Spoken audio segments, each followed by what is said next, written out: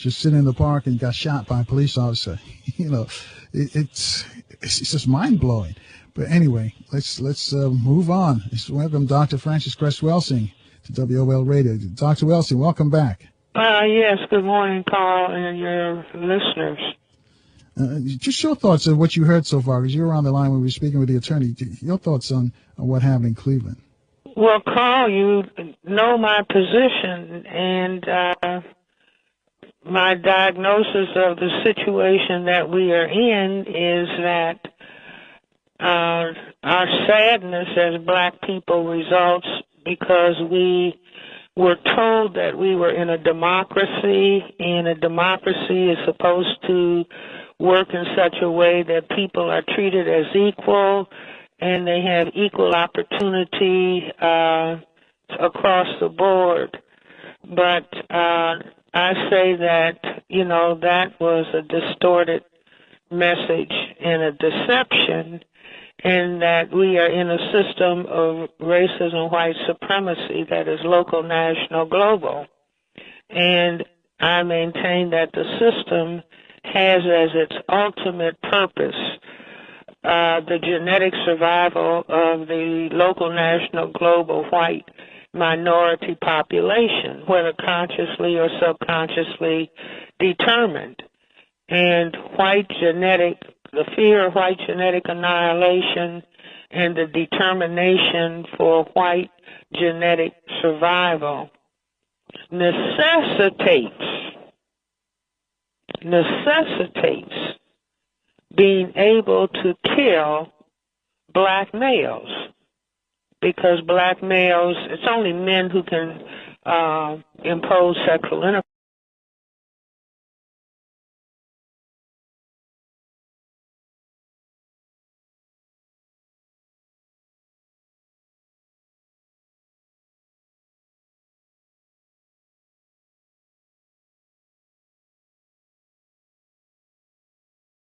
Nation and equal determination to not allow racism, white supremacy to be discussed.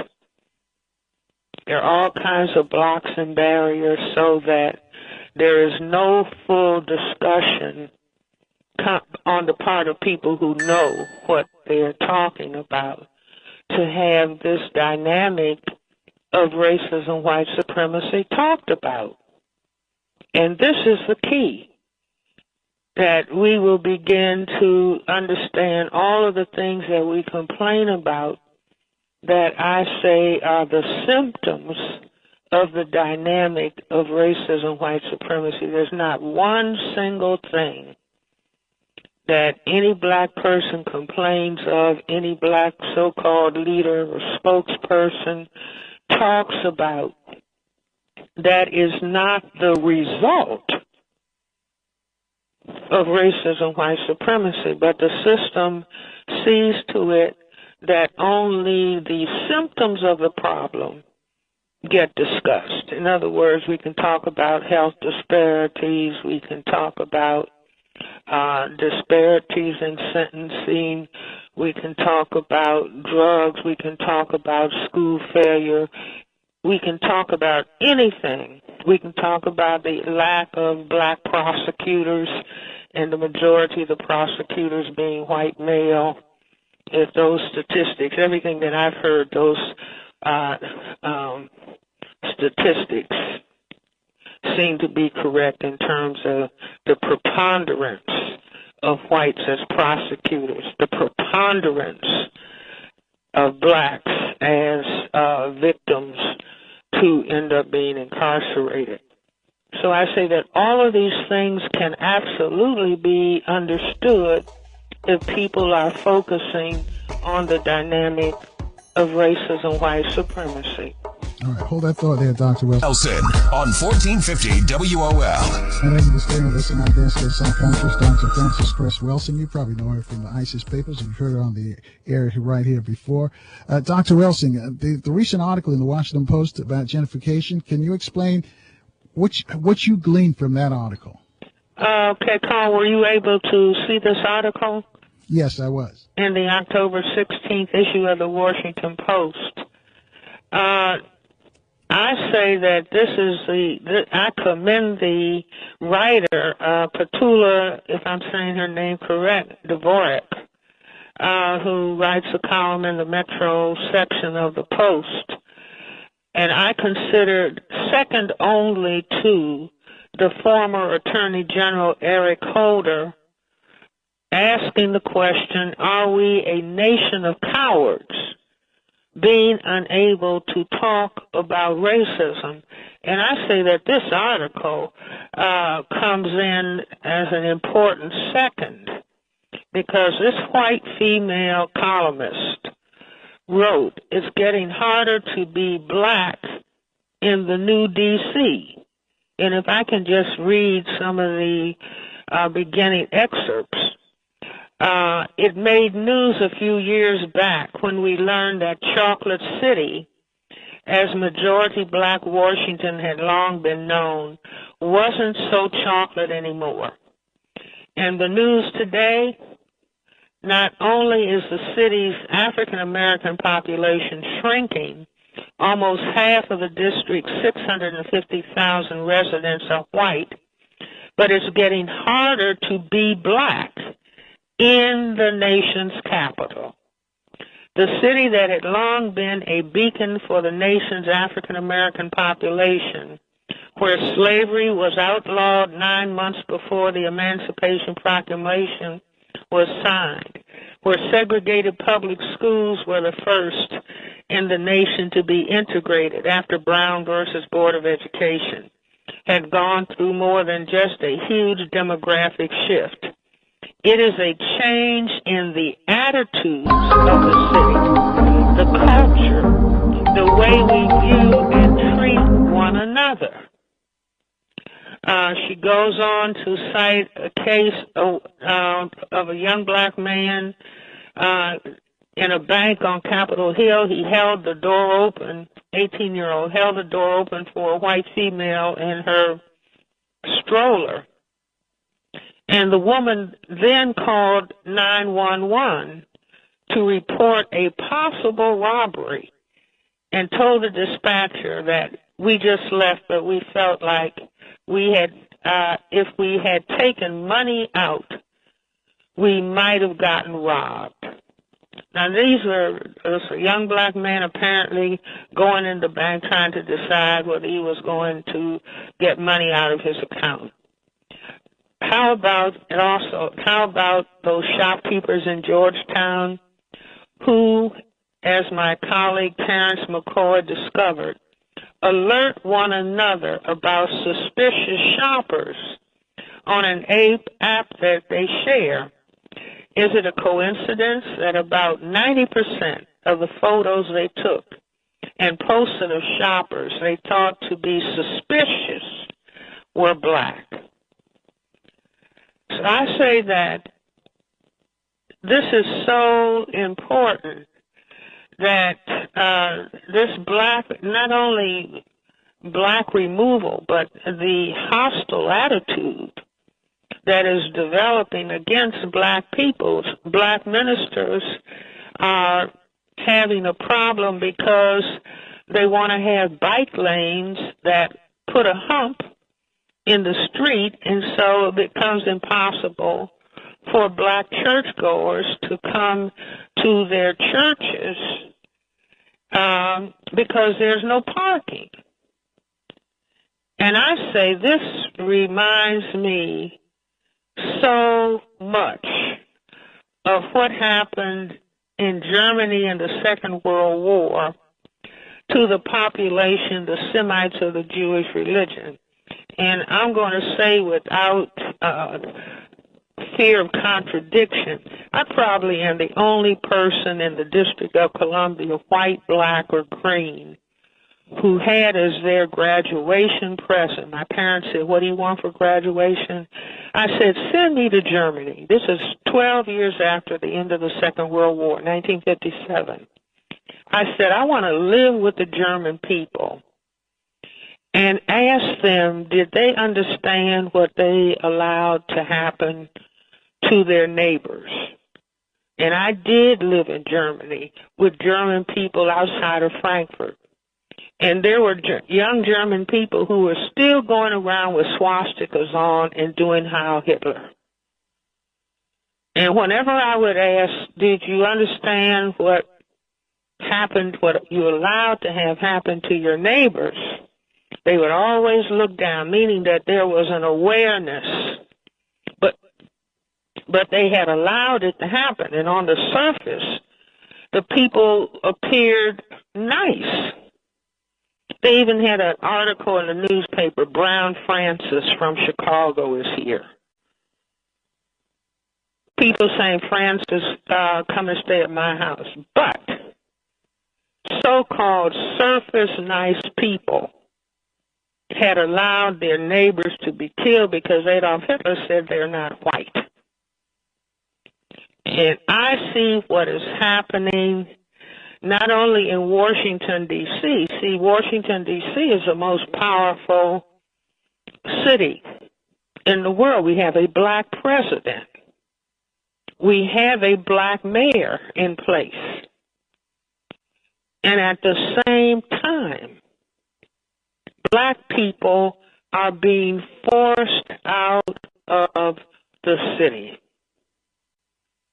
And I say this is no different than what happened in Germany. So I'm almost ready to say the United States is the new Germany. And Washington, D.C. is the new Berlin. And we are, as black people, the white people can be the new Germans, and we as black people are the new Jews. And we're building towards a new Holocaust.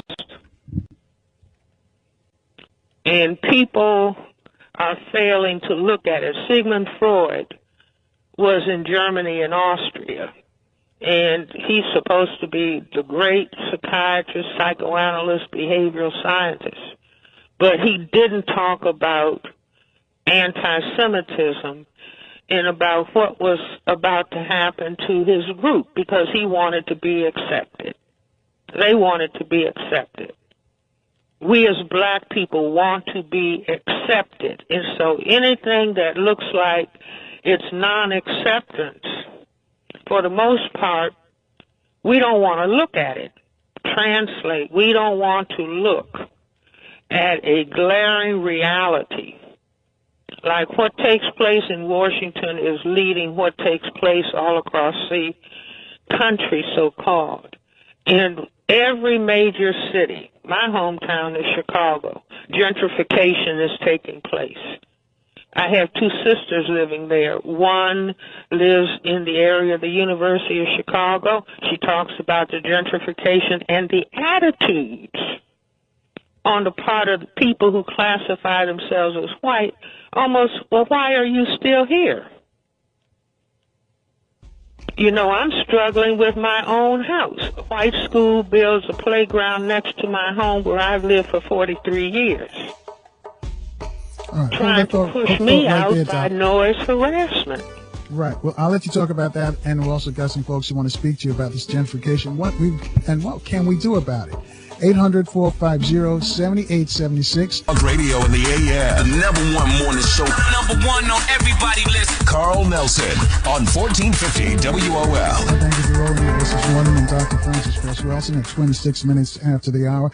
Folks, and I posted those two articles that Dr. Welsing mentioned in the post, the one about being hard to, as a black person, to live in the district, and two, the other one about the merchants in Georgetown, basically using an app to racially profile suspects when they come into their stores. But before we left for the break, Dr. Welsing, you were telling us about the personal attack on you, where you've lived, by a school nearby. I'll let you finish up that story first. Okay, well, this has been going on this is going into the 6th year that a school playground, a white school, put a playground next to my home and refused to follow. They were supposed to be 15 feet from my property line and a buffer of trees, and they built a playground right up to my fence. I have something like 30 balls, bats, frisbees, that have come onto my property, but the noise is horrendous. And see, there's no way in the world that a black person would be able to cause this kind of harassment attack on white people in the District of Columbia. But white people can do it to a black person. And this is what this article is talking about. What people who classify themselves as white, tragically, are doing to black people, and apparently it's being allowed. And I say ultimately President Obama's in charge of what happens to Washington, D.C. Certainly our mayor and city council. But I say that every black person should try to get a copy of the book. It came out in the 1960s, The Destruction of the European Jews by Raoul Hilberg, because that book goes into detail, the step by step by step by step that was used in Germany to get rid of the Semitic population, the Semites, the Jewish religion. And then get a copy of this article. And everybody in the family ought to sit down and read it and think about it and talk about it. See, I say there's black people need to turn off the dancing and the singing and get very serious about what is happening to black people here in the nation's capital. That used to be called Chocolate City, somebody can say now it's Vanilla Ice. But this is racism, white supremacy. And if black people have any level of respect for themselves, at all levels, they need to ask themselves, are we going to be like sheep going to the slaughter and not say anything? This is supposed to be the United States of America with a black president, and in this city a black mayor. Is this what's supposed to be happening to black people in the 21st century and happening to black people all across the United States of America? See, all of the closing of the schools, it's just like in Germany when they stopped the Jewish people from going to school. So now they closed the schools. 50 schools closed in Chicago. A high number of schools closed here,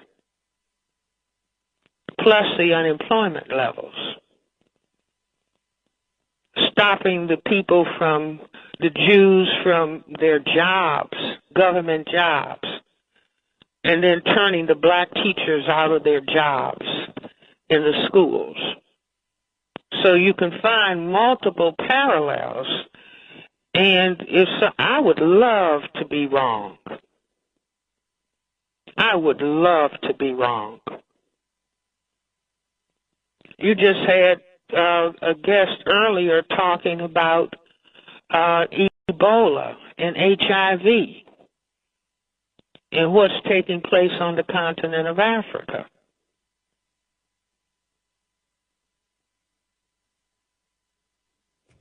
I'll tell you what, got a bunch of folks who want to speak to you, got questions about this gentrification. How can we deal with it? 800-450-7876. Go to line 4. Q is joining us from Northeast D.C. Q, you're on with Dr. Welsing. Hey, thank you for taking my call. And Ms. Welsing, you're absolutely right, because I can see the similarities and the parallels that you're using, what happened in Germany, even though we are the true Jews, but I'm not going to go into all that. Ms. Wilson, see, what I can see is the plan is this. If you're familiar with D.C., they're trying to petition for statehood. And now they don't want to give it to us, but I can feel that as soon as they gentrify this whole city, they're going to get statehood. And then that's going to be a real significant part to towards the presidencies and also the elected officials that's already in Capitol Hill. And another thing too is you can see on Ward 8, they're really starting to move in Ward 8, especially around Berry Farms. I think that was government land, and Berry Farms was one of the first residencies for the slaves that came from, I believe, the Georgetown area. But that's why I'm seeing that they're trying to get the statehood thing going. But after they gentrify, that's when they're gonna really push it through. And Mario Bowser and all of them, man, they're flip-flopping back and forth. They didn't want the Exelon and Pepco merger. She went against it. Now she with it. And you can just see how our elected officials are pandering to the corporate entity that's running through here. And you're absolutely right. They're trying to do us exactly as they did the Jews. I appreciate you taking my call, and y'all have a great day. All right, thanks, you. Dr. Welsing, is statehood the end? Is that the end game? Well, do you see, I mean, statehood is, that's just, I say, it's important. I mean, the people who fought for statehood here in the District of Columbia, and it's been denied, and I wouldn't be at all surprised when the black people are gone, then there will be statehood. I mean, it's all just, a piece of the entire puzzle. That the most important thing is that black people begin to wake up and understand, and, which understand all of these negative images of black people that are coming out in Empire and Scandal and Blackish. And this new film that's coming out about the boy soldier in Africa and the way that it is described, less than human. I mean, we it's tragic. I repeat so many times, it's more important to read than to watch TV. But people don't read enough. Right, hold that thought right there. We have a news report coming out. I'll let you finish up, and a bunch of folks want to speak to you. You too can join the dialogue with Dr. Welsing. Reach out to us at 800-450-7876. Carl Nelson weekdays from 6 to 10 a.m. on 1450 WOL. And thank you for rolling with us. 22 minutes away from the top of the hour with Dr. Francis Chris Welsing. 800-450-7876, discussing gentrification, what we can do about it. Let's go to line 2. Tyrone is waiting for us in the district. Tyrone, you're on with Dr. Welsing. Yeah, let me make this quick, Carl. Thank you for taking my call. I agree with Dr. Welsing 100%. I wish she was wrong, too, but she's not wrong. She's completely correct. And one example of this is the Pepco situation. First, they were against it. The mayor and all of them was against it. Now they have bought into it. And the other thing is, Carl, I would like for you to do. You probably have heard of Eugene Puryear. Have you heard of him? No, I've not heard of him. Well, he was running for mayor in this city. He didn't win, but I would like for you to look him up and see could you get him on your show one of these days, because he knows a lot about this gentrification thing, and he's a black guy, a young black guy who was running for mayor, and a lot of time he's on WPFW, which is a public radio station. And I've heard him on there, and I would like for you to have him on your show to go more into detail about gentrification in this city, and also about the churches. Dr. Welsing mentioned those. Yes, the church that I attend also have this same problem, United House of Prayer, and they want to put bikes there, and I know this is an indication of gentrification. So I thank you all for taking my call, but write his name down, Carl, Eugene Puryear, and see can you get him on your show to discuss this whole issue of gentrification. And you all have a blessed and safe week. All right, thanks, Tyrone. Dr. Welsing, is there anything we can do about this move? Is it totally out of our hands? Well, no, Carl. You see, I think as long as we don't talk about what the real issue is, See, the not talking about racism, white supremacy, is our fear. And our fear is related to low levels of self-respect. I mean, the 500 years of the system of racism, white supremacy, So which whatever includes that, the phase of formal enslavement, much of that time, black people were being harmed in terms of being made and programmed to think negatively about themselves as black people. And so I would say on a 0 to 10 scale, our collective self-respect number is less than 5, maybe around 2 and 3. People think that they respect themselves, do you see? But if people allow persons in their group to be harmed, that means that the level of group self-respect, collective self-respect, is very low.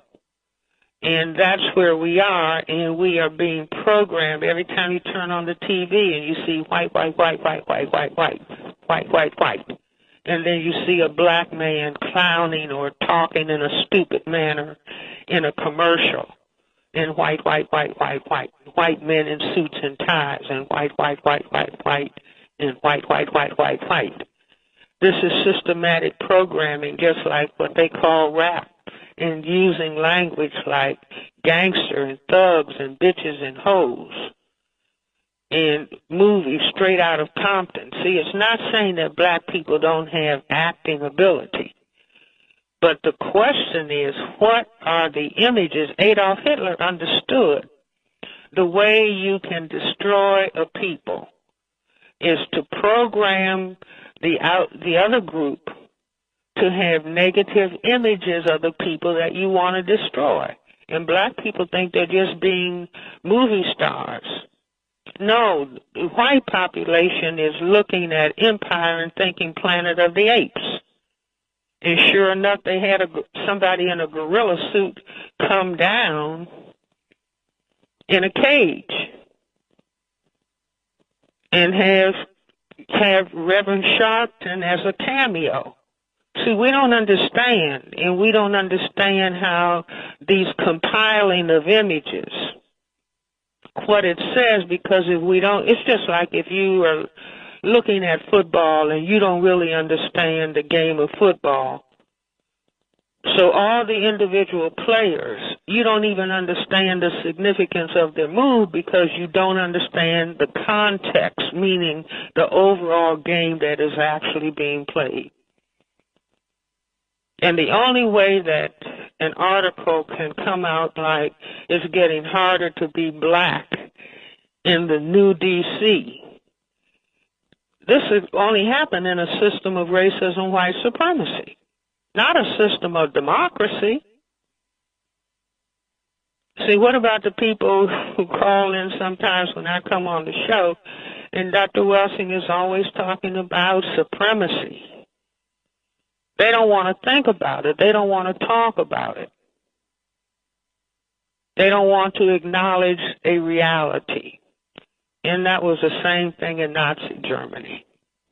Oh, no, no, nothing like this would happen. Nothing like this would happen. We really should be having meetings with the Native Americans and asking them, did a genocide take place to your 500 nations? So genocide takes place. They had genocides in Rwanda, instigated by the same people who colonized Africa. They have disease going on, Ebola, HIV, going on in Africa. So I say the role of black people, the important question that black people have to ask themselves, are we going to have respect for ourselves as black people? Not spend time hating people, but calling out what we see happening to ourselves. And we're paying $3 billion a year to the state of Israel. And what I see on my television is the same thing happening to the Palestinians that is happening to us. And so to the extent that any so-called police officer looks at the news and says, these, U.S. taxpayers are paying for this, then it's all right for me to shoot down any black person that I see here. In other words, you can harm people who are classified as non-white. You can harm them with impunity.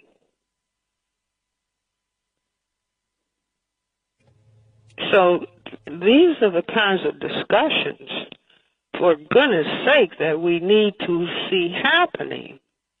I mean, the people came out of Europe talking about never again. The book that I'm recommending that everybody read, The Destruction of the European Jews, where Raoul Hilberg says in the epilogue, it will happen again. Only it'll be a much more subtle form of the same dynamic. All right, hold that thought right there, Dr. On 1450 WOL. Thank you for staying with us 10 away from the top of the hour with Dr. Francis Cress Welsing. Just got a text from Ted, who was driving through Southeast on his way to work. Said that last statement, Dr. Welsing, sort of sobered him up. He was mad, and all of a sudden his ears perked up. Ted, please drive safely, and don't take it out on the folks when you get to your job. 800-450-7876. Go to line 1. Marilyn's in D.C. as well. Marilyn, you're on with Dr. Francis Cress Welsing. Yes, hello? Hello. You're on the air. I don't think Marilyn's ready for us. 800-450-7876. No, I'm here. Hello? You're hello? on the air. Peace and blessings, Carl? Yes, ma'am. Yes, peace and blessings to you and Sister Welsing. I spoke with Sister Welsing at the Altomatics. I met with you. We talked about the sound waves that are being used to run us out of here. There's all kind of levels. They're using technology like they did Noriega. They ran him out with sound. And there was sound waves coming. I spoke with Dr. Delbert Blair on your program. This is still going on. I'd like to make people aware of this. It's called targeted individuals, where they're using Q waves, different kind of sound waves, to destroy you on a cellular level to run you out of here. I personally don't think this is white supremacy. I think this is pure evil. The devil is beyond that. I think it's some type of energy force that we're not even dealing with on a human level. It is beyond white supremacy. It's pure evil. And scripturally it says in the last days, the God's most elect won't be able to deal with the level of evil that's going to be put on his people. Also, I'd like to make a shout out to the Tamir Rice family, and I'd like to put in the universe that the evil that the devil perpetrated, shedding the innocent blood of Tamir Rice, return to him as we speak in real time, and that they have some kind of peace and resolution that is really justified and civil in their case. Right. Well, Marion, I want to thank you for your call because we've got to move on. There's a lot of people who want to speak to Dr. Welsing. 800-450-7876. Let's go to line 5. Brother Johnny's calling us from New Orleans. Brother Johnny? Hey, good morning, Brother Carl. Good morning, Dr. Welsing. Good morning. On the issue of gentrification, I just was what's going on in D.C. here in New Orleans. We had a situation where after the so-called Katrina incident, the mayor, actually the black mayor who had actually been put in office by the so-called white population, he had went to several meetings with the white business community, and they were making a concerted effort to basically remove all black folk from the city. So his response was he made a media statement that went kind of nationally, which was he called New Orleans Chocolate City and said it would always be a chocolate city. And once he made that comment, essentially all of those individuals who had backed him and put him in power essentially turned on him overnight, all because he made a statement which is really a fact, which is generally most of the culture that everyone associates with New Orleans is African-inspired or African continuities. Even at one time, the so-called French Quarter was a place where primarily was all black. Black folk worked, black folk conducted business. But I wanted to just state off of that issue is that what's going on here, we have a situation where they're making it extremely, not only have they raised the rents to remove black folk, but what they have done is they've made it almost impossible for black folk to get a mortgage. And what they're doing is they've essentially dismantled the public school system. Overnight, they fired between 5,000 and teachers, and then just a total of 7,200 black folk, period, who work with the public school system. And they put in place this charter school system. And essentially the way the charter school system has been operating through this privatization that folk are referring it to almost as a school-to-prison pipeline. But essentially they have brought in all white personnel, all white staff, all white teachers. And essentially the entire so-called middle class, I guess backbone of New Orleans was primarily that the employment of those who were here in New Orleans public school system. And so what they're doing is they're building housing. They have special grants, all these things to bring white folk. Brother Johnny, can you put in a question for him so she can respond? Because we run up closely on the news. Okay, I'm sorry. I wanted to know just if she could repeat her, Dr. Crescent giving the other night a exercise in black mental health and self-respect. And I want to know if she could repeat that for us. Well, I'm not sure if I'm recalling exactly what he said, but see, I think that what we have to understand as black people is that the system of racism, white supremacy, cannot function in the presence of a critical mass of black self-respect. And the system programs black people consciously, subconsciously to hate themselves and to hate others like themselves. So our hating ourselves and our having low levels of respect for ourselves and our willingness to allow harm to happen to one another when we're in high places, that helps hold up the system of racism, white supremacy.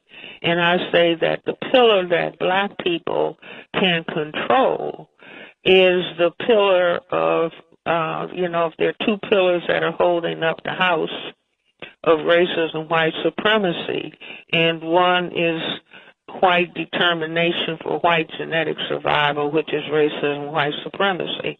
The other is black self-hatred. And if black people begin to understand, and I say there's no understanding really if there's not an understanding of what racism, white supremacy is, which is what Neely Fuller says. If you do not understand white supremacy, racism, what it is and exactly how it works, everything else that you think you understand will only confuse you. So the first thing that has to be understood is what the system dynamic that we are living in and suffering under is really racism, white supremacy. And I would have people memorize my definition since it's the only one paragraph definition. And then practicing the behaviors of self and group respect. And that part we can control. And Neely Fuller made a list: stop name-calling one another, stop gossiping about one another, stop squabbling with one another, stop cursing one another, stop snitching on one another for reasons of personal gain, stop being discourteous to one another, stop being disrespectful to one another, stop stealing from one another, stop robbing one another, stop fighting one another, stop killing one another.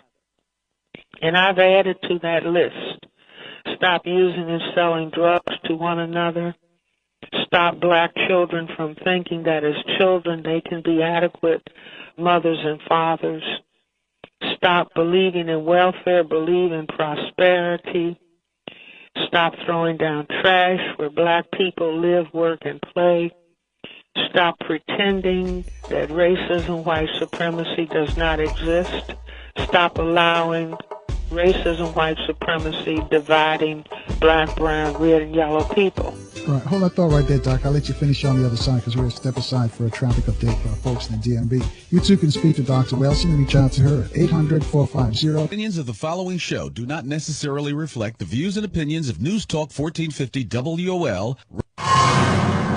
Welcome to the Carl Nelson Show On Washington, D.C.'s 1450 WOL Radio and live around the world on WOLDCnews.com. Thank you for staying with us 3 minutes after the top of the hour. Dr. Francis Cress Welsing. Again, the number to call to speak to Dr. Welsing, 800-450-7876. Dr. Welsing, I'm going to let you finish up what you were, the list that you were reading off to us before. Well, I've gone down that list of behaviors that I also referred to. Neely Fuller looked at those first 10. That was as counter-racism, and I call them exercises in black mental health and black self-respect. And encourage, I mean, imagine we are talking about all of the killings that take place that are supposed to be black-on-black killing.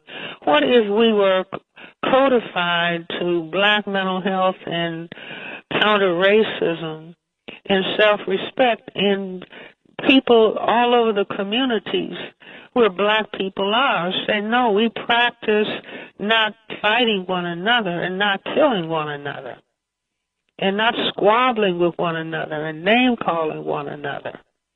And I could add to that list, stop allowing the defamation of the black image. And this goes to all of the artists, the rap artists and the movie stars. Stop participating in films where black image is being demeaned and degraded, and you won't be able to make that judgment if you don't understand the system of racism, white supremacy, and what its objectives are. Then lay the role that somebody is asking you to play. Lay that role up against that definition, and then come to your conclusion as to what the image represents. But it's no such thing as looking at an image in the abstract. Oh, it's just a role. It's just entertainment. It's just a song. It doesn't have any meaning. Where it has profound meaning, like endorsing your genocide. And Dr. Welsing, you think some of the people who participate in that, the actors in Empire, Scandal, and Blackish, and the Straight Outta Compton, and those who are putting out those demeaning records, do they really understand that, or they're just in it for the money? No, I think that people don't understand. People, in other words, if you say, well, what percentage of black people are comfortable talking about racism and white supremacy? And that's a low percentage, do you see? And so not even being allowed, the system doesn't allow us to talk about racism and white supremacy. It doesn't allow any of the major black organizations, Urban League, NAACP, National Action Network, those organizations, to the extent that they need money to function, they are not allowed to talk about racism, white supremacy in depth. I mean, they can use the word, but they're not allowed to talk about it in depth. And so there's a blockout of any in-depth understanding. I mean, we talk about a blackout of a whiteout of not having the history of black people going back tens of thousands of years, so that there's, a distortion of what the history of the peoples of the world is really all about. Well, then there is similarly, you cannot talk about racism, white supremacy, and be considered a responsible black person. And so I say that, the people who are in the theater, in the entertainment world. I say they don't really understand, but they're called upon to understand, because we are in a critical, absolutely critical period in the history of black people in this area of the world. And I say that the time is genocide time, and we have to pay attention. We have to completely turn around the way we are functioning and the way that we are understanding, and begin to understand racism, white supremacy as a nine-front war that functions in economics, education, entertainment, labor, law, politics, religion, sex, and war. That's a nine-front war, and we have to see that it's a war in nine fronts, and so that we are not just thinking narrowly in education or narrowly in economics or narrowly in politics or narrowly in the law. We have to see how all of those fronts function together, and how they can function together and produce the genocide of black people.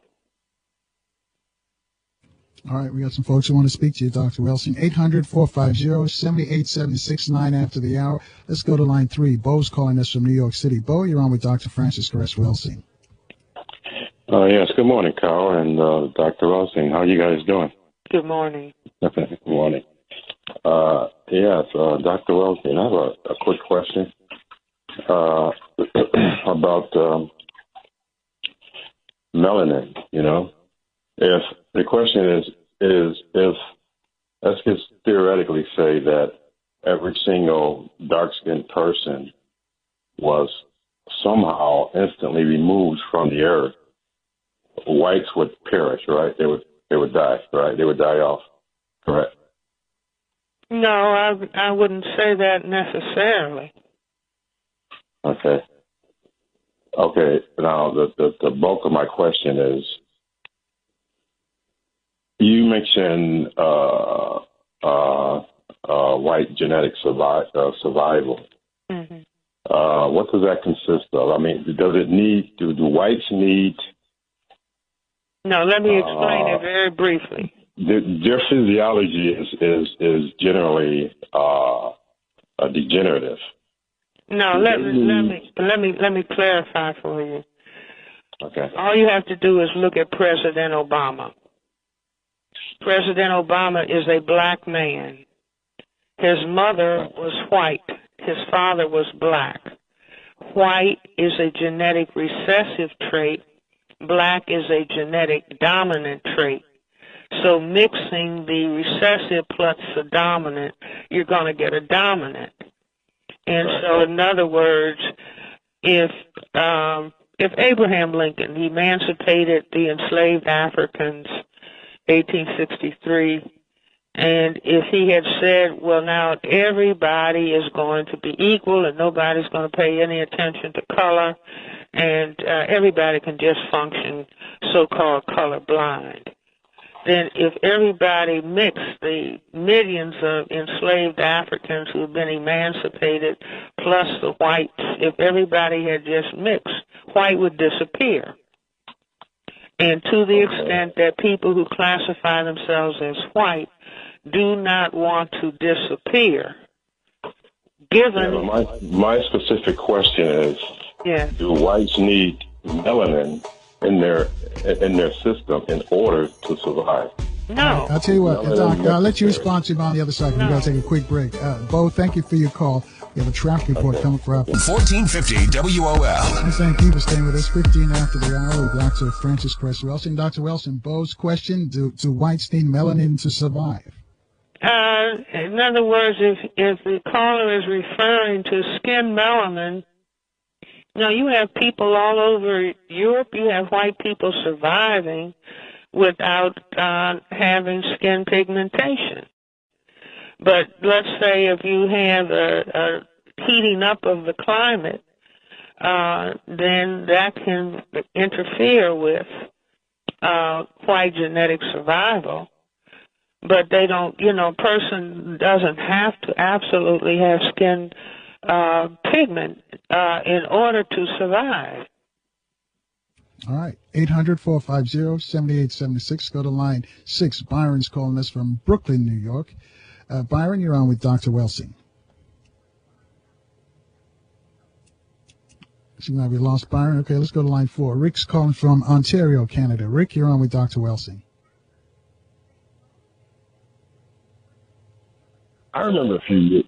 Good morning, Dr. Welsing and call. Good morning. Dr. Welsing, I remember a few years ago you had mentioned a film that I went right out and found. I think it's called The Maiden's Tale or The Handmaid's Tale. And it speaks about a lot of the issues that you constantly address and trying to enlighten people as to what evil people are capable of right in front of their eyes.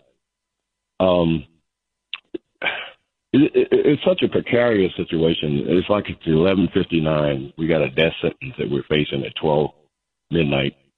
And it's like 11:59, and we're just, closing our eyes thinking the governor's going to call, and they don't realize the lines have been cut. So even if he does call, you're not going to get a reprieve. This is something that we have to recognize and do ourselves, and I so appreciate the effort and the consistency that you apply to this problem. People call you asking for solutions, and you give them in almost every statement. And it's just amazing how it's like we're closing our eyes like little children, hoping that the boogeyman will go away. It's not going to happen that way. There is one other thing that I wanted to mention as well. We're at a time when we're going to have to start calling out people.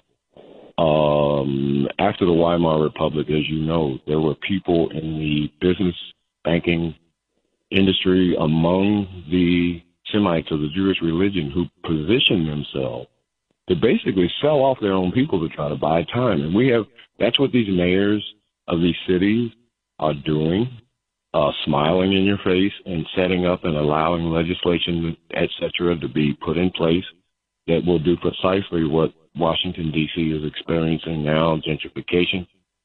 And it's not just Washington, D.C. It's every major black center where there are people of color who are looking for an escape route.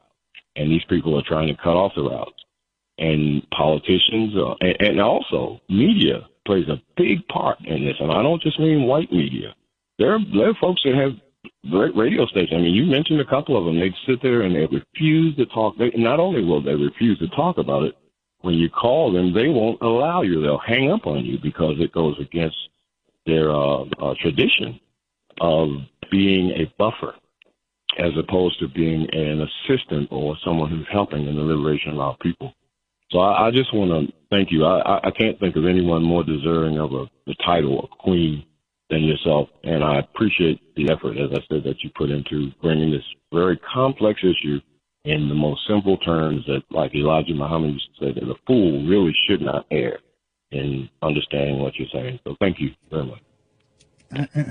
Well, thank you for your comment, but let me say this. See, I think that a dangerous thing is when oppressed people, instead of focusing on the oppressing dynamic, they begin to focus on each other. And yes, we can do harm to each other, but the greater harm is the system, the 500-year system of oppression. And, to the extent, there's a lot of fear. I'm afraid of white people. Meaning, in other words, Neely Fuller said that's intelligent fear. In other words, can they harm us? Yes. Can they harm me? Yes. Do I feel I'm being harmed trying to save my home as an 80-year-old black female in Washington, D.C.? Yes. Do you see? But the fundamental issue is that we need to keep our eye on imagine a football game and somebody playing a particular position makes a mistake, and should the other teams turn on that person, or do they keep their eye on the opposing team that they're playing? And so we have to train ourselves to not ignore what is happening within the group, but to keep our eye on, a full focus on the dynamic and become very sophisticated in an understanding of what this historic dynamic of racism, white supremacy, is really all about. You see, but Carl, I was going to also say that there ought to be meetings all over the District of Columbia, and there ought to be meetings all over the country using the article that appeared in the Washington Post. See, people in the District of Columbia who classify themselves as white, who say they're not racist, they ought to be holding meetings talking about this article and its implications and its relationship to what happened in Germany. And certainly all the black churches should be having meetings, and black people should turn off, the clowning and dancing and singing and playing to attend churches. All the major churches in the city and the minor churches also ought to be having meetings using Petula Dvorak's article, this Washington Post article, and say, wait a minute. What does this mean? Calling on the mayor to be present at these meetings. What does this mean? I saw an article talking about cleaning out the homeless shelters at D.C. General Hospital and moving the people to a different location where 10 families would use one bathroom. That's a concentration camp. 10 families using one bathroom. But we're going to build more bike racks, more bicycle racks, but 10 black families in the homeless shelters using one bathroom. So to me, this is a point. I'm going to always use this article as a turning point in helping to focus. Sometimes black people can't pay attention to something if a black person brings it up. But this white writer, I'm so appreciative of what she has done, appreciative to the editors of the Washington Post putting this article.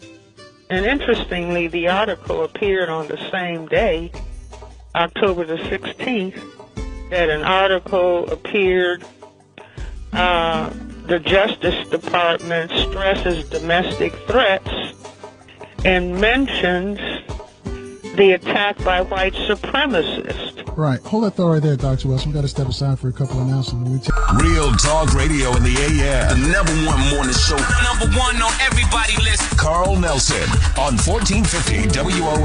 And thank you for rolling with us this morning. And our guest, Dr. Francis Cress Welsing. We're 26 minutes after the hour. Again, the number to call to speak to Dr. Welsing is 800-450-7876. And Dr. Welsing, I'm going to let you finish up what you were saying before we take another call for you. I think maybe I'd finish, Carl. All right, let's go to line 4. We got a first-time caller reaching out to us from Hamilton, Ohio. Alonzo, welcome to WOL Radio. You're on with Dr. Francis Cress Welsing. Good morning. Good morning, Mr. Nell. I was calling in regards. I come through D.C. a lot, and I happen to pick up your show. And I live, like you said, I live in the Cincinnati area, out of Hamilton, Ohio. And your show is so educational. I was wondering, how could we get you syndicated here? Because a lot of people don't have the internet. And we have the buzz out of Cincinnati. But how can we get your show so people can hear here on the radio? Yeah, right. Well, call them, because that is a Radio 1 station, the Buzz in Hamilton and Cincinnati area. Call that station and talk to them and tell them that you want it on, and it will probably happen. Yes, well, so, I mean, like I said, it's very educational. When I've been hearing the doctor talking about, I mean, people need to hear things like that, things like that should be taken to the church, and so people can get more educated in what's going on in the world. So I will do that. As right after I hang up, I'll call the station in Cincinnati, how we can get you in your radio show syndicated here. I appreciate that information.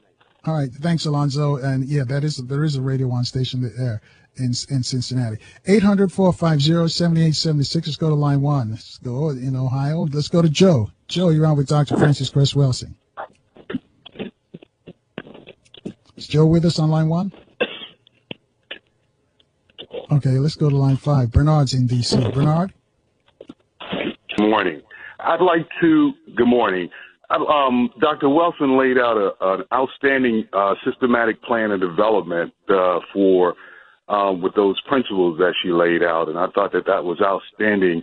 And I would like to see if she could organize around those principles and trying to put together, just a think tank so that people's minds could be renewed.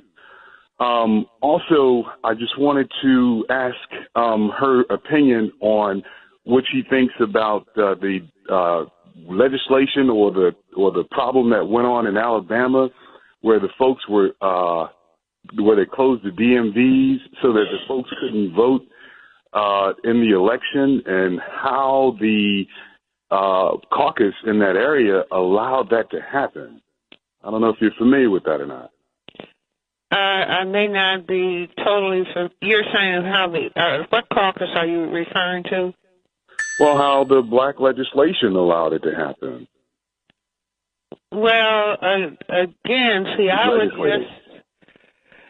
would just say that we see various aspects of the system of racism, white supremacy going on in economics, education, entertainment, labor law, politics, religion, sex, and war. And what it takes is that each individual black person, in my view, needs to see him or herself as a leader and somebody who will speak up, or somebody who will stimulate somebody else to think about these issues that are going on all around us and do the best that they can. There's an African proverb that says, when the spider webs unite, they can tie up a lion. Do you see where people, an individual spider web, you say, well, that can't do much of anything.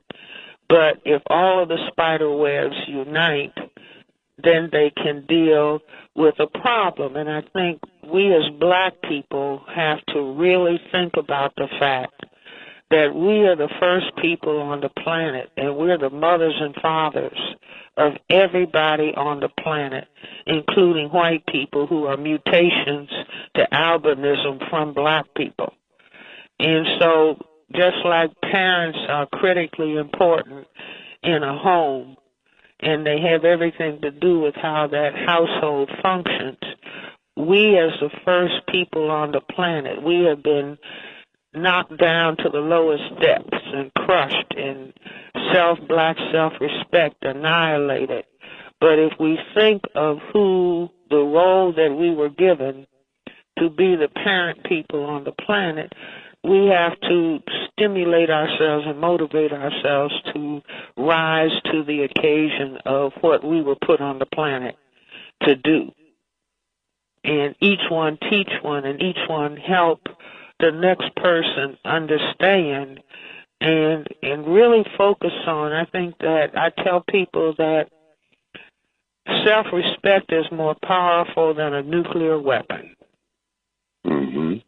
And our self-respect has been annihilated, but we can resurrect it.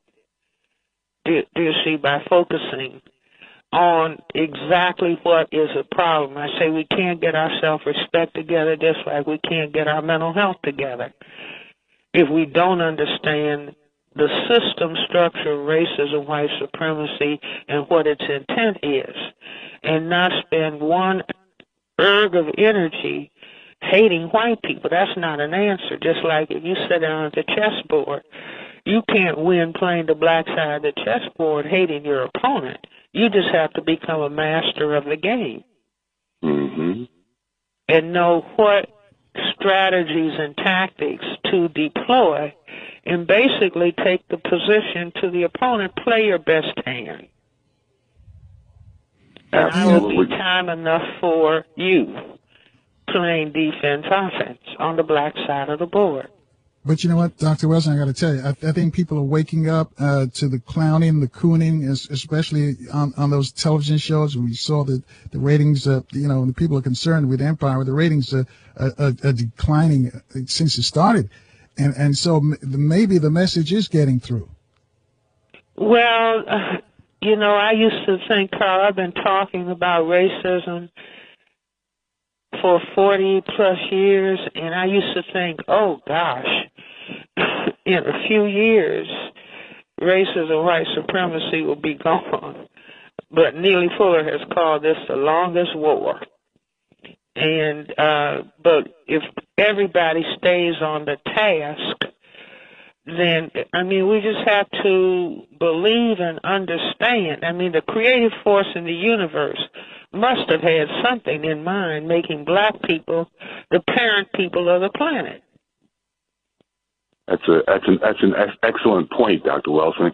And I think, Carl, you should research that story out of Alabama where the governor actually signed the legislation to allow these DMVs or motor vehicle administrations to be closed on the day of the voting or either prior to the voting so that the folks couldn't get their voter ID cards to register so that they'd be legal, because in Alabama you have to have the voting cards in order to vote. Right. I'm very familiar with the story, Bernard. See, but just think about all the people involved in making the decisions to close the schools that black children attend, and all the people who participate in the decisions to get rid of the black teachers, and all of the people who participate in the decisions to remove black people from urban centers. Hold on right there, Doc. We got to step aside for a news update. 800-450-7876. Bernard, thank you for your call. We'll take more calls after the news and weather on 1450 WOL, where information is power. Good morning, I'm Mike Fortier. Here is the latest from News1.com, brought to you in part by the Foundation for a Better Life. Winston Churchill's words stirred his country in the face of defeat. Today they inspire us to reach for our own victories. Commitment, pass it on. From the Foundation for a Better Life at Values.com. The Texas teenager whose homemade clock got him suspended from school and invited to the White House is probably still smiling. 14-year-old Ahmed Mohammed joining about 300 people at the first White House Astronomy Night last night, and he gets to meet the president. President Obama personally inviting the ninth grader to the event after news of the boy's arrest and suspension goes viral. One of Mohammed's teachers thought the clock might be a bomb and called police. Police quickly determined the clock is not a bomb and say they believe the boy was not trying to disrupt school. Last night's event on the south lawn of the White House intended to encourage students' interest in math and science. Weekdays from 6 to 10 a.m. on 1450 WOL. And thank you for staying with us. At 22 minutes away from the top of the hour. Dr. Frances Cress Welsing. Again, the number to call to speak to her. If you have a question, 800-450-7876. Go to line 4. Gene is calling us from Washington, D.C. Gene, you're on with Dr. Welsing. Good morning to both of you. I just want to thank Dr. Welsing for staying the course. She and Dr. Fuller are the only two people that I know that lays it out so clearly. And the other thing that I want to, I read your ISIS paper years ago, still have it, and that's what made me see the light. Because it's got to be seen. But the thing I want to ask you is, do you think it's fear, the fear in black people or people of color, that they can't come to face with racism and white supremacy, the supremacy that these white people think that they are, because they're not supreme, because we're the dominant culture in the world? Do you think it's just fear that we can't come together and deal with this issue? There has been constant brutality towards black people. Brutality, dehumanization. Just think of all of the black men who have been incarcerated for unjust periods of time and all of the harm. Think about all of the young people who are fearful that if a police officer says something to them, they have a likelihood of being killed. So that fear, I think that there's massive fear on the part of the people who have been harmed for centuries, and rightly so.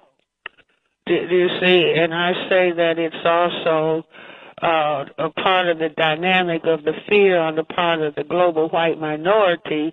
They have a massive fear of genetic annihilation, which is why they cannot permit gun control, even when their own children and people are being killed.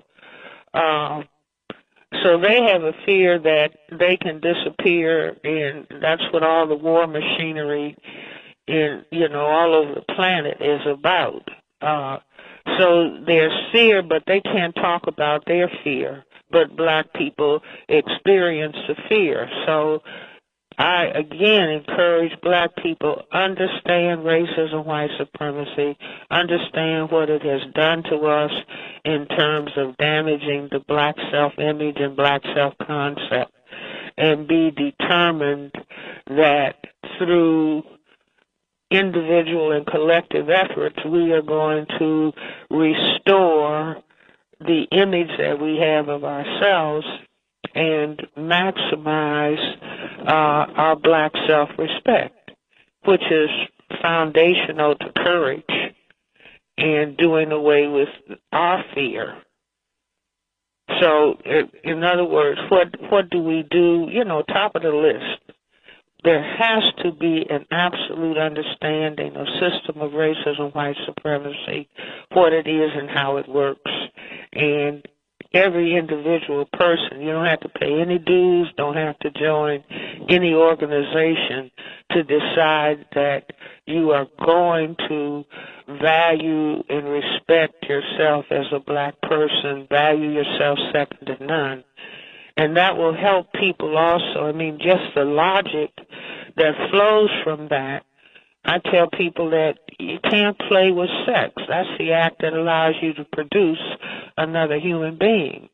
And self-respect and understanding racism, white supremacy, we have to revolutionize how we look at sex, at the act of self-reproduction, so that we're not producing throwaway children that'll be doubly harmed in the system of racism, white supremacy. So there's a lot of work that we can do, and I say that the work becomes clearer. It doesn't necessarily become easier, but it becomes clearer as to what needs to be done once we are able to focus and look at the problem of racism, white supremacy, and be able to distinguish the symptoms of the disease from the disease itself. And just like in medicine, you can fight a symptom forever until the patient dies. You have to be able to pinpoint and identify the disease that causes the symptoms and put the major effort towards the eradication of the disease itself. And I don't really call racism, white supremacy a disease. I call it a system that was logically structured for the specific purpose of white genetic survival on a particular planet where the overwhelming majority of people are people of color, black, brown, red, and yellow. Black people having the greatest genetic potential to cause white genetic annihilation. So, whites could conclude that they could disappear, and their struggle, although it is a system of injustice, their struggle is to survive by any necessary means, but that produces chaos for the majority of people on the planet. So it has to be changed and replaced with a system of justice. And justice meaning nobody is mistreated, nobody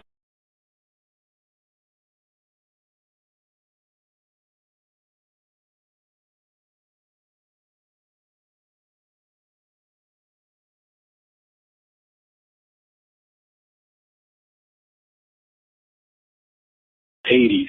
Now they're they've been renaming the schools into Cuban heroes, Cuban politicians, and things like that. And on the news, they control the images. They show blacks committing crimes and negative images, and they show like the Europeans in a favorable light. They show them never committing crimes. They show them doing something nice all the time. And like I say, the same thing's been going on here since the 80s in Miami, and they're renaming everything now. They're pushing all the blacks out. But my question is, how do you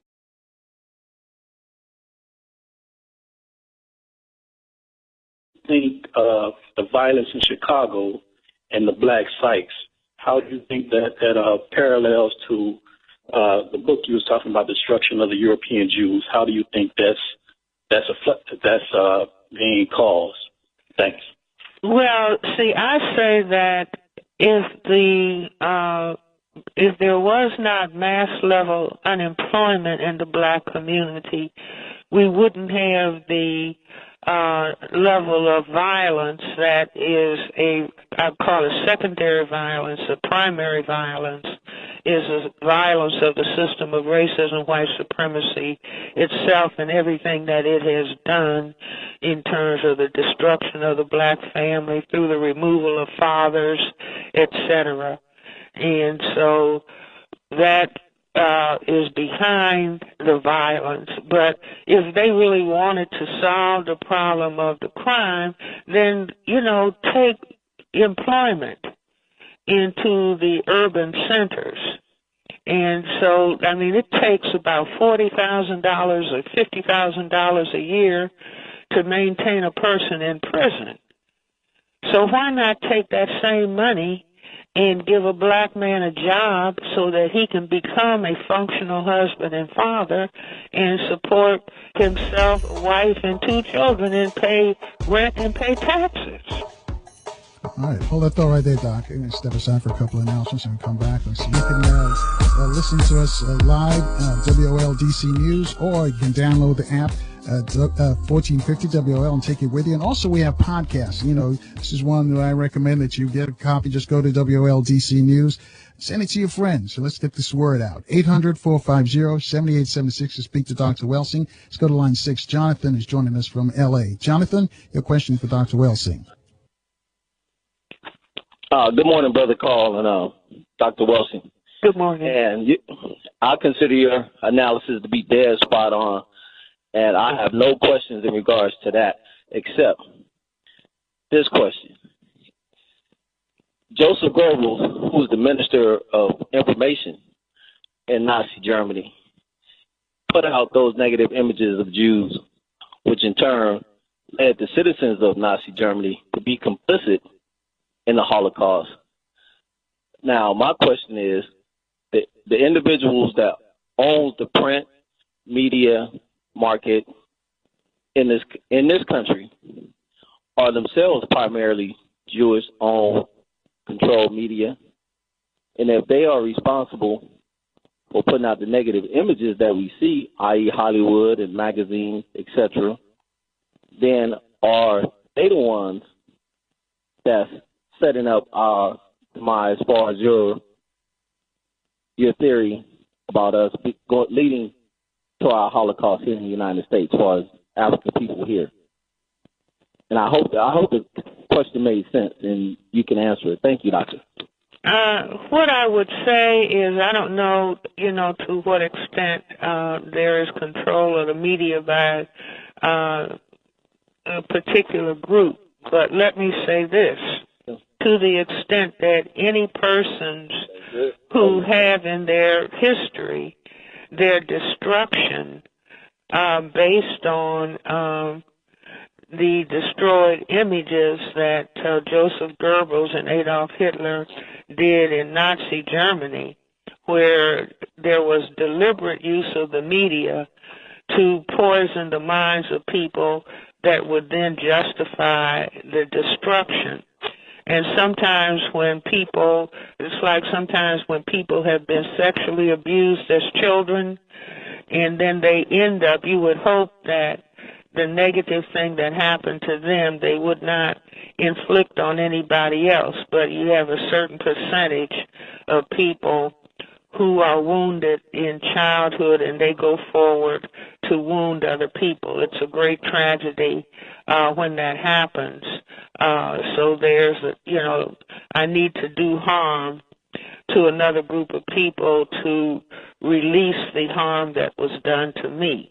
That's tragic when it happens, and you would hope that the percentage of people who, if tragedy happened to them, the last thing in the world they would think to do is to inflict that tragedy on other people. All right. 800-450-7876. Got a question for Doc. Somebody wants you to repeat the name of the book, and I'll let you, we'll speak with line 5, JR in D.C. JR, can you make it quick for us? Yes, sir. Good morning, Brother Carnell, and the sister. I just wanted to thank her for all the great work that she has been doing. And I got up this morning. I was slow, man, but now I got that boost, and I've been listening to y'all. Y'all got me going, so I really appreciate y'all doing a great job. Y'all doing a great job. Thank you so much. All right, Thank you. Thank you. Curtis in Prince George's County, PG County. Curtis on line 4. To get the name of that article that summarizes some of the conditions in Germany during the period that you referred to. Oh, the book is entitled The Destruction of the European Jews by Raul Hilberg, Hilberg. Okay, thank you very much. All right, 800-450-7876, line 3. Charles is in Chicago. Charles, can you make it quick for us? Okay, I'll make it quick. Thank you very much, Carl. You're the greatest. You got to use. Thank you very much, Dr. Welsing, for coming on. I wanted to point out, ask you the question about spatial deconcentration, which came about because of the Anthony Downs at the University of Chicago. He's part of the Kerner Commission, and they did that to say they wanted the blacks were a major security threat in the United States after the 1960s riot. It seems to me that Rahm Emanuel, with the closing of 50 schools here in Chicago, and if you go down Clyburn, it's all destroyed now. It's all white gentrification and things of that nature. Wouldn't that be the link to what you're conveying to us regarding the displacement of black folks and the deliberate plan, a playbook coming out of Anthony Downs? Could you expound on that, please? I say that, in other words, you have gentrification and black people being pushed out of urban centers. And you have even books written about the new urban centers are going to be places for the intelligent, creative segments of the population. Do you see? So this is deliberate. It is as deliberate as Adolf Hitler deciding that he was going to remove the Semites of the Jewish religion out of the city centers and cart them away tragically to some concentration camp. All right, and Doc, we got to cut it there, but I want to thank you for all the work that you do. Well, thank you, Carl, for having the program that you have, probably the best in the country. Dr. Francis Williams, we got to run. Thank you very much.